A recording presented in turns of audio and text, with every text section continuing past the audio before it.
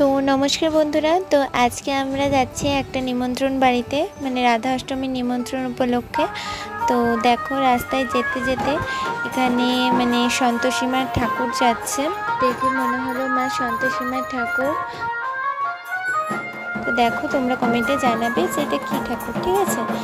তো দেখো, আর আমাদের এখানে আজকালকে খুব ব্যান্ড পার্টি করছে, ঠিক আছে? তো যাই ঠাকুর বেরোচ্ছে তাই ব্যান্ড পার্টি নিয়ে। তো যাই হোক, দেখো চলে এসেছি আমরা যেখানে নিমন্ত্রণ ছিল সেই বাড়িতে।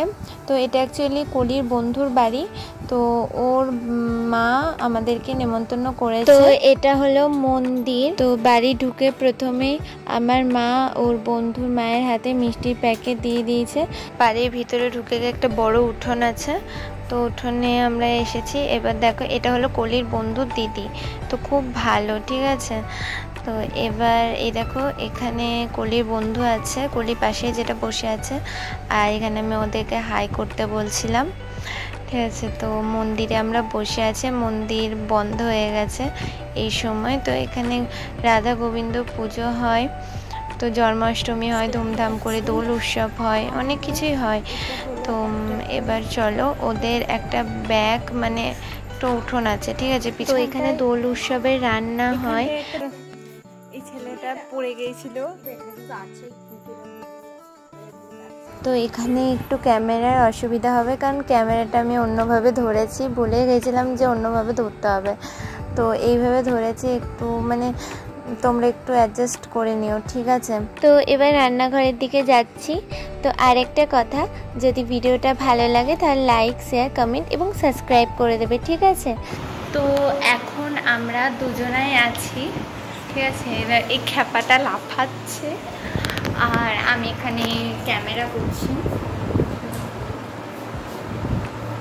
তো যাই হোক, এর একটা নিউ ড্যান্স, এটাই ইউটিউবে দেখতেই পাচ্ছ, নিউ ড্যান্স। সবাই ভেতরে গল্প করতে গেছে, তো সেই জন্য আমরা দুজনা মন্দিরের সামনে আছি, আর এখানে খ্যাপামো চলছে, তো কেউ আসলে না লজ্জায় পড়ে যেতাম।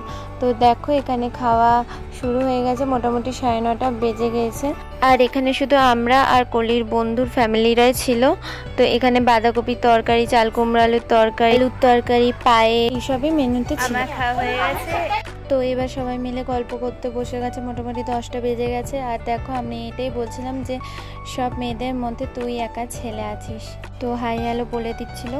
তো এবার আমরা চলে যাচ্ছি বাড়ি।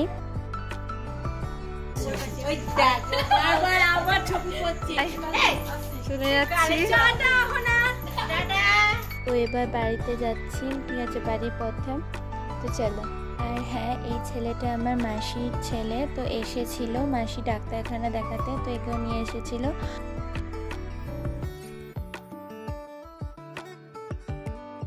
তো আমরা বাড়ি পৌঁছে দেখো এই ছেলেটা চরকি জ্বালাতে লেগেছিল, চরকিটা রেখেছিল মহলার জন্য, এ মহলার আগেই জ্বালানো আরম্ভ করে দিল।